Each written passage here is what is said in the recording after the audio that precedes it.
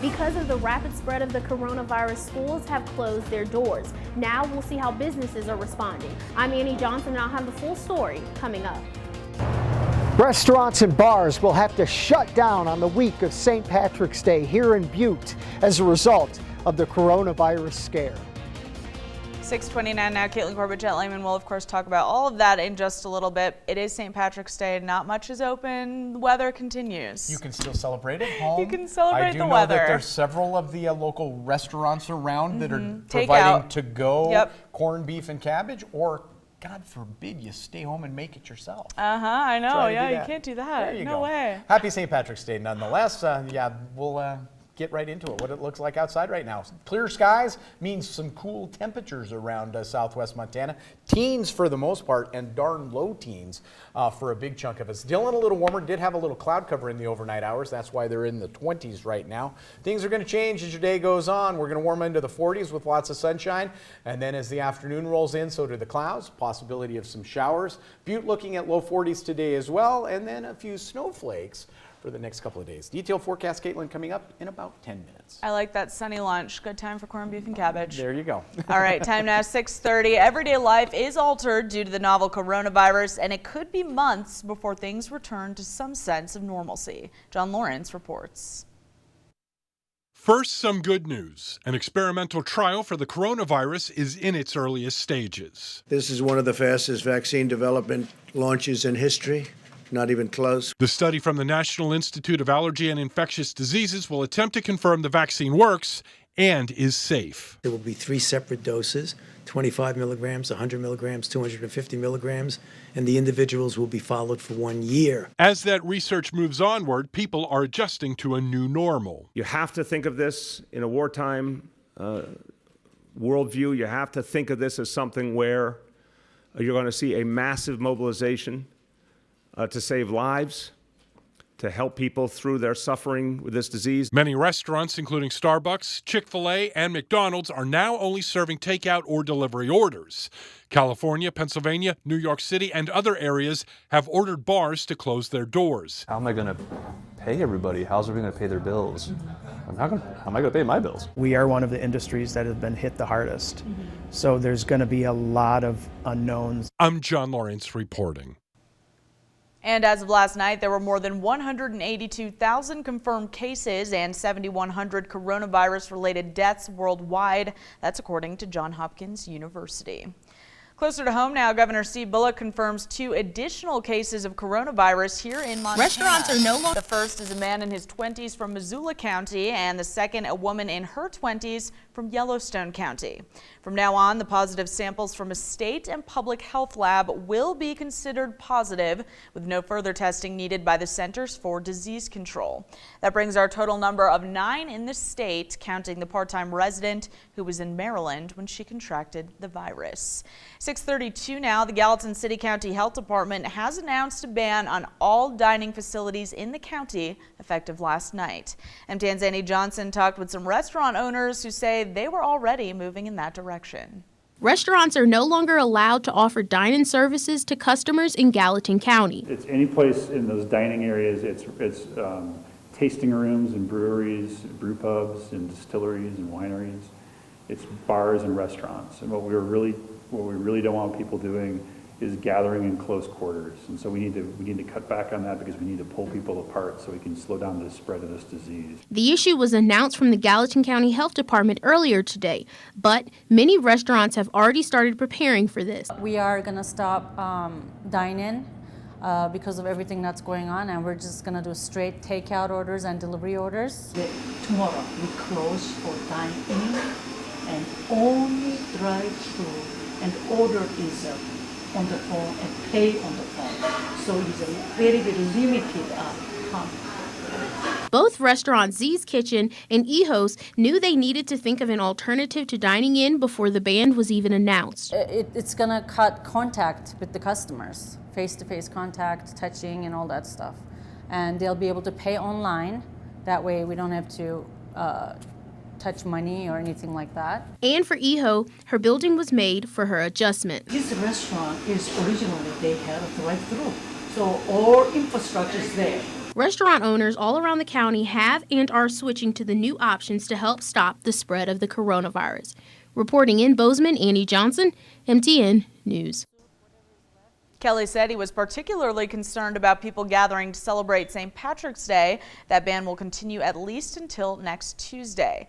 And in the mining city, St. Patrick's Day, usually a big day for business in Butte, but health officials there also delivered some bad news to the business community. MTN's John Amy tells us there's a week-long closure for bars, restaurants, and other businesses because of coronavirus.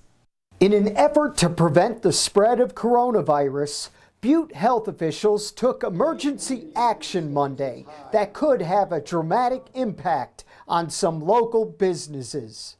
All bars, breweries, distilleries, casinos, restaurants, and gyms shall be closed to the public effective at 4 p.m. today. The closures will remain in effect for a week until March 23rd. However, grocery and convenience stores will remain open, and restaurants with carry-out and delivery services will also be allowed to operate. County offices will remain open for now, but that could change. It'll be a day-to-day decision being made on how far we go, and if the virus spreads, then we may have to take some other steps. St. Patrick's Day has always been a big day for restaurants and bars in Butte, but this week-long closure will certainly have a negative impact on many businesses. It's a tough decision. It's going to have a long-term economic impact. There's going to be some businesses that won't be able to reopen after this order. In Butte, John Amy, MTN News. Palmer added that his administration has reached out to suppliers for the local grocery stores to make sure they keep them well supplied during this time of high demand. Governor Bullock is issuing more directives to try and slow the spread of the disease in Montana. MTN's Mike Dennison has more. On Sunday, the Bullock administration took 3 major actions meant to slow the spread of infections from the coronavirus. All schools in Montana are now closed through March 27th. Visitations to nursing homes are suspended, and the governor is recommending people refrain from holding or attending all gatherings of more than 50 people. Bullock said Monday he knows these steps will impose hardships on many families, but that they're needed to protect people vulnerable to the disease. I can't underscore the seriousness of following these measures to help our neighbors, friends, and families, and because their safety really is in all of our hands. We Montanans, we've always rallied together in times of crisis. There's no doubt that family schedules will be uprooted. Sacrifices are going to have to be made. But I think the time to act is really now before the spread of infection gets worse. When asked how long these changes will be enforced or whether more actions are on tap, State Medical Officer Greg Holtzman said it's difficult to know. As we start to look at how individual hospitals are being hit, who is being most affected, what are the best strategies that we can do to keep people safe. I think these guidelines will be continually updated. As for whether restaurants and bars can remain open in Montana, the governor said at this point that decision is being left to local health departments, some of which are already acting. As of Monday afternoon, 204 Montanans have been tested for the virus, with only 6 testing positive. Bullock said all 6 are being treated at home. The governor and health officials said their goal is to keep the number of positive cases in Montana at a minimum and therefore decrease the stress on healthcare providers. So at this point, it looks like maybe one thing is certain, that Montana's response to this outbreak is still evolving and bound to change. At the Capitol, Mike Dennison, MTN News. The governor's office also says that 8 Montana Army National Guard soldiers were activated to help 8 Montanans returning from quarantine. The Montana residents were quarantined after being in proximity to COVID-19 on a cruise ship.